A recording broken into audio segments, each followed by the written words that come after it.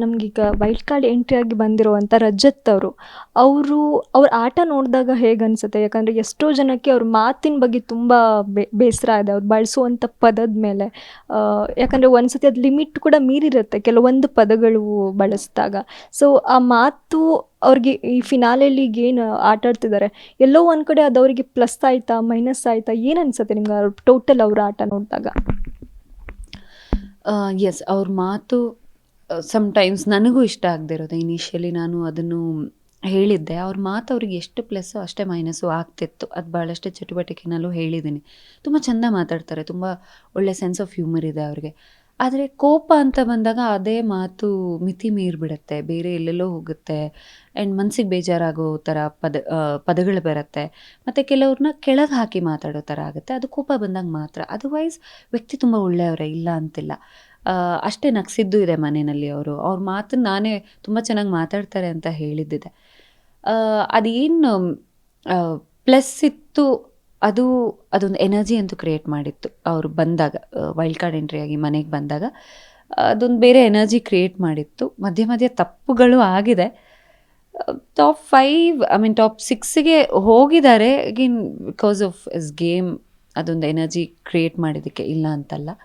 ಮಾತು ಮೈನಸ್ ಆಗುತ್ತೆ, ಇಲ್ಲಿ ಅಂತಲ್ಲ, ಎಲ್ಲಾದರೂ ಅವ್ರಿಗೆ ಅವ್ರು ಆ ಥರ ಮಾತುಗಳಾಡಿದ್ರೆ ಮಾತು ಮೈನಸ್ ಆಗುತ್ತೆ ಅವ್ರಿಗೆ. ಎಸ್, ಇನ್ನೊಂದು ಅಪ್ಡೇಟ್ ಕೇಳಬೇಕಾಗಿತ್ತು ನಾನು.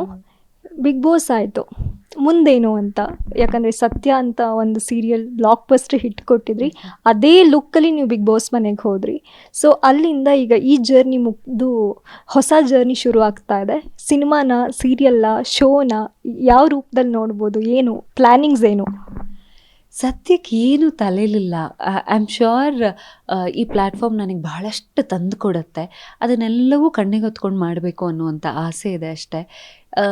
ಈಗ ಒಂದೇ ದಿನ ಆಗಿರೋದ್ರಿಂದ ಇನ್ನೂ ಏನು ನನಗೆ ಪ್ಲ್ಯಾನ್ ಮಾಡೋದು ಏನೂ ಇಲ್ಲ. ಬಟ್ ಎನಿಥಿಂಗ್ ವಿಚ್ ಕಮ್ಸ್ ಅದನ್ನು ತುಂಬ ಚೆಂದ ಮಾಡಿ ಕಣ್ಣಿಗೆ ಹೊತ್ಕೊಂಡು ಮಾಡಬೇಕು ಅನ್ನೋವಂಥ ಆಸೆ ಇದೆ ಅಷ್ಟೇ. I will continue working like this. ನಿಮ್ಮ ಮುಂದೆ ಕಾಣಿಸ್ಕೊತಾನೇ ಇರ್ತೀನಿ. That I will never stop. ನನ್ನ ಕೆಲಸನ ನಾನು ಕಂಟಿನ್ಯೂ ಮಾಡ್ಕೋತಾ ಹೋಗ್ತಿರ್ತೀನಿ. ಮತ್ತೊಂದು, ನೀವು ಯಾವಾಗಲೂ ನಗ್ತಾ ಇರ್ತೀರಾ, ಆ ನಗು ಯಾವತ್ತೂ ಹಾಗೇ ಇರಲಿ. ಬಟ್ ಆ ನಗುವಿನ ಒಂದು ಸೀಕ್ರೆಟ್ ಏನು ಅಂತ? ನಗುವಿನ ಸೀಕ್ರೆಟ್ ಏನು ಗೊತ್ತಿಲ್ಲ, ನಗ್ತಾ ಇರ್ತೀನಿ ಅಷ್ಟೇ. I just want to smile. I think this no ತಪ್ಪೇ ಇಲ್ಲ ಅನಿಸುತ್ತೆ ಸ್ಮೈಲ್. ಇನ್ನು ಸಿಟ್ಟು ಮಾಡ್ಕೊಂಡಿದ್ರೆ ಇನ್ನು ಎದುರುಗಡೆ ಇರೋರಿಗೆ, ಅಕ್ಕಪಕ್ಕ ಇರೋರಿಗೆ ಅದೊಂದು ಬೇರೆ ವೈಬ್ ಕೊಡುತ್ತೆ ಅನಿಸುತ್ತೆ. ನಗು ಅದು ಹಂಗೆ ಡಿಫಾಲ್ಟ್, ನನಗೆ ಗೊತ್ತಿಲ್ಲ. ಅದು ಯಾರೋ ಕೇಳಿದಾಗ ನಾನು ಇನ್ಫ್ಯಾಕ್ಟ್ ಹಂಗೆಲ್ಲ ಹೇಳಿದಾಗ ಸ್ವಲ್ಪ ಕಂಟ್ರೋಲ್ ಮಾಡ್ಬೇಕು ಅನ್ಕೋತೀನಿ. ಕೋಪ ಬಂದಾಗ ಮಾತ್ರ ಕೋಪ ಮಾಡ್ಕೊಳ್ಳೋದಕ್ಕೆ ಸಾಧ್ಯ. ನಗು ಯಾವಾಗ ಬೇಕೂ ನಗ್ಬೋದು, ಸ್ಮೈಲ್ ಮಾಡ್ಬೋದು. ಸೊ ಸೀಕ್ರೆಟ್ ಏನಿಲ್ಲ, just being positive is secret ಅನಿಸುತ್ತೆ. That's all. ನನಗೊಂದು ಸೀಕ್ರೆಟ್ ಗೊತ್ತಾಗಿದೆ ನೀವು ನಗ್ತಾ ಇರೋದಕ್ಕೆ. ಸೊ ಆ ಸೀಕ್ರೆಟ್ ಏನು ಅಂದರೆ, ನಿಮಗೆ ಬಿಗ್ ಬಾಸಿಗೆ ಬರೋದಕ್ಕೆ ಒಳ್ಳೆ ಸಂಭಾವನೆ ಕೊಟ್ಟಿದ್ದಾರೆ. ಸೊ ಅದಕ್ಕೆ ಇಷ್ಟೊಂದು ನಗು ಜಾಸ್ತಿ. ನೋಡಿದ್ರಾ ನಗ್ತಿದ್ರ? ಏನು ಸಂಭಾವನೆ ಅಂದರೆ ರೆಮ್ಯುನರೇಷನ್, ಸ್ಯಾಲ್ರಿ ಜಾಸ್ತಿ ಕೊಟ್ಟಿದ್ದಾರೆ. ಮೀನಿಂಗ್ ಕೇಳಿದ್ದಲ್ಲ, ಹಂಗಂತಲ್ಲ. ದಟ್ ಈಸ್, ನಾನು ಯೂಶ್ವಲಿ ಅದನ್ನು ಸ್ವಲ್ಪ ಸೆಕೆಂಡ್ರಿ ಆಗಿ ಮಾತಾಡಿರ್ತೇವೆ. ಅದೆಲ್ಲ ಟೆಕ್ನಿಕಲಿ ಗೊತ್ತಿರುತ್ತೆ, ಸುಮ್ಮನೆ ಅಂತೂ ಯಾರೂ ಬಂದಿರೋದಿಲ್ಲ. But it is secondary. Big boss ಅನ್ನೋವಂಥದ್ದು ರೆಮ್ಯುನರೇಷನ್ಕಿನ್ನ ನನಗೆ ಡೆಫಿನೆಟ್ಲಿ ಒಂದು ಒಳ್ಳೆಯ ಹೆಸರು ಕೊಟ್ಟಿದೆ. ಅದು ಈ ನಗುವಿಗೆ ಕಾರಣ ಅಂತ ಹೇಳಬಹುದು. ಓಕೆ, ನಿಮ್ಮ ಸ್ಯಾಲ್ರಿ ಅಂದರೆ ನೀವು ಎಷ್ಟು ಫಿಕ್ಸ್ ಮಾಡ್ಕೊಂಡಿದ್ರಿ, ಹೇಗಿತ್ತು ಅಂತ ತಿಳ್ಕೊಬಹುದಾ?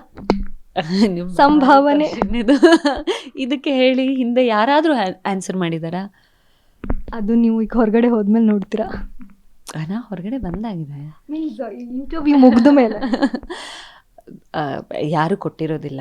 ಹಿಂಗೆ ಹೇಳಿರ್ತಾರೆ. ಎಷ್ಟು ಅವರಿಗೆ ಪ್ರೀತಿಯಿಂದ ಕೊಡಬೇಕು ಅನ್ನಿಸ್ತು ಅಷ್ಟು ಪ್ರೀತಿಯಿಂದ ಕೊಟ್ಟಿದ್ದಾರೆ. ನಾನು ಅಷ್ಟು ಪ್ರೀತಿಯಿಂದ ಇಸ್ಕೊಂಡಿದ್ದೇನೆ.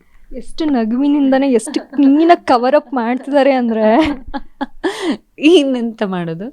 ಎಸ್, ಓಕೆ, ನಿಮಗೆ ಜಾಸ್ತಿ ಫೋರ್ಸ್ ಮಾಡ್ಲಿಕ್ಕೆ ಹೋಗೋದಿಲ್ಲ. Okay, wish you all the best.